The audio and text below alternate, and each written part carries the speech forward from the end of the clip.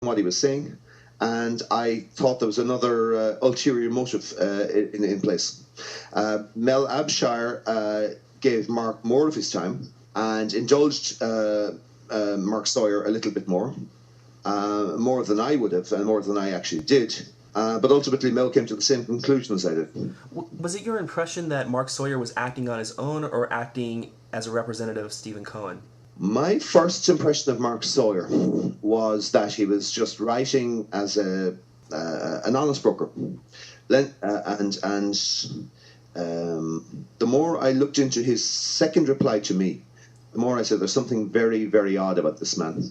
And I was privy to a number of the conversations or email conversations he had with Mel Abshire, and I was just convinced that he was not a neutral mediator. He was only looking for, or he was looking for the best possible deal that would allow the boycott to be ended with the best possible conditions for Stephen Cohen. As time went on, it became more and more apparent that Mark Sawyer was not a neutral mediator, was not unbiased. He was firmly in the Stephen Cohen camp. So he wasn't actually neutral. He was a friend of Stephen Cohen's, looking, as far as we were concerned, looking to solve this issue, this boycott, this campaign, to the best possible result for Stephen Cohen. At some point, Mel persisted in communicating with Mark, but communicated some conditions upon which the LFC and or the North American supporters groups would enter into discussions. Can you share with us those conditions? Part of the conditions, or a number of the conditions, were by this point, Stephen Cohen claimed that he had received virulent anti-Semitic emails. He read one of them out on air, claiming that they came from some chap with a hotmail address. Now, let me be very, very clear here right now. At no point, ever, ever, ever, has this campaign, the LFC campaign, LFC and White campaign, has the North American campaign, has it indulged in, has it condoned, has it fostered anything relating to anti-Semitism. We do not want it. I do not care if Stephen Cohen is celebrating his religion in Chinese translated backwards into Swahili. Stephen Cohen's religion is not in play. That's not what this is about. So what was happening with Stephen Cohen was he was, so he says, getting anti-Semitic emails, receiving anti-Semitic emails. And he was conflating these 15-year-olds behind a broadband connection with a keyboard and saying that these people were being marshaled by the campaign. They were being orchestrated by Liverpool in Anfield, because Anfield LFC had the audacity to come out and support us. So what had happened was that one of the virulent anti-Semitic emails, we said to Stephen Cohen, this has been Mel Abshire and me through Mark Sawyer, give us that anti-Semitic email, because Stephen Cohen claimed that this chap who had sent this dreadfully anti-Semitic email had said that this chap was an official member of an official supporters club and was being conducted, orchestrated, directed by our campaign and Anfield. So we said, give us the email that you received with the long headers. We will track down this chap. We will go through all the membership databases in North America and indeed worldwide. And we will name, shame, and boot this individual. Because Stephen Cohen said that this chap was an official member of an official supporters club. We don't want, let me use a strong word here, we don't want scum like that part of this campaign.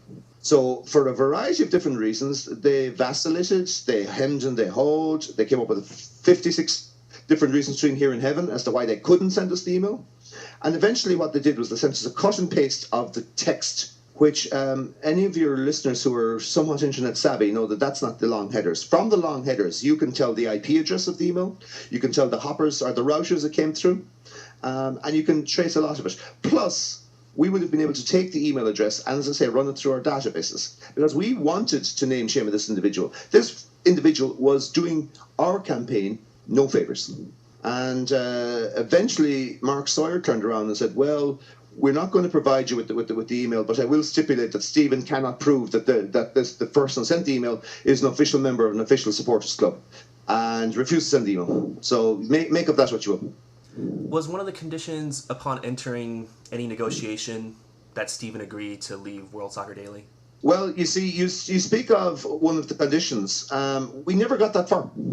What Stephen Cohen wants to do or doesn't want to do is his own business.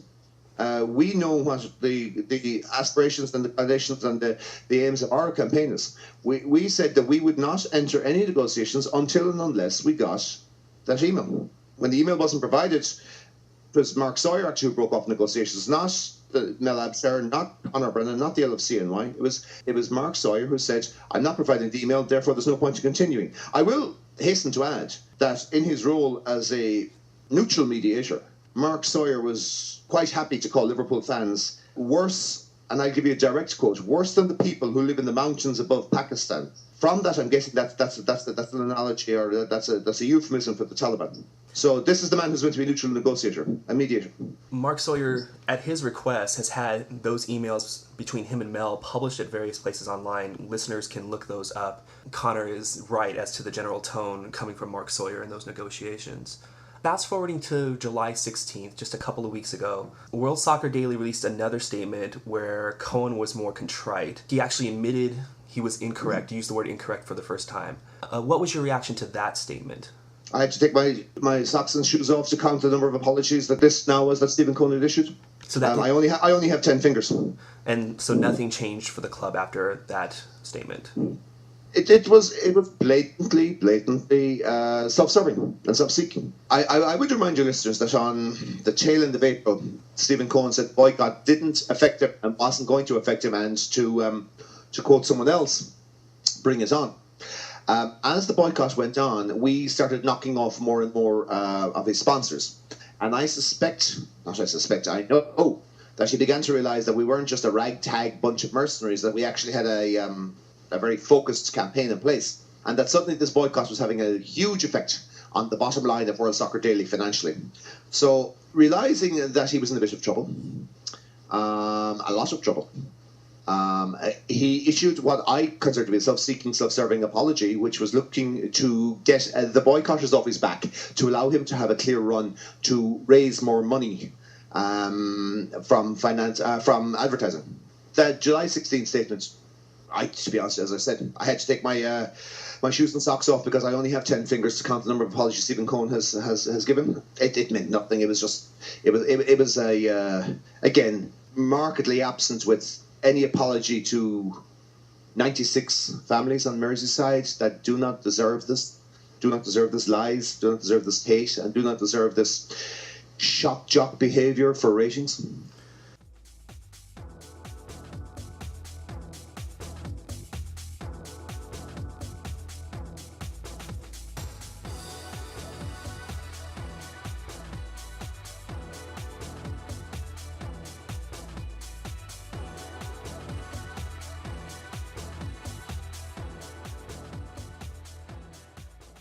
The second half of my interview with Conor Brennan will be coming up in a moment. Throughout both halves of the interview, you're going to hear references to a lot of documents that you may not have known about before. I'm going to do my best to link all of those documents and articles and references to the post on our site that is advertising this podcast. So if you go to worldsoccerreader.com, click on the radio tab and click on episode number 7, you should get a full list of links that would allow you to look further into some of the things that Conor and I referenced throughout this interview. And now, back to that interview. I asked Conor about some of the sponsors that he had been contacting throughout the course of his campaign. Let's put it at this.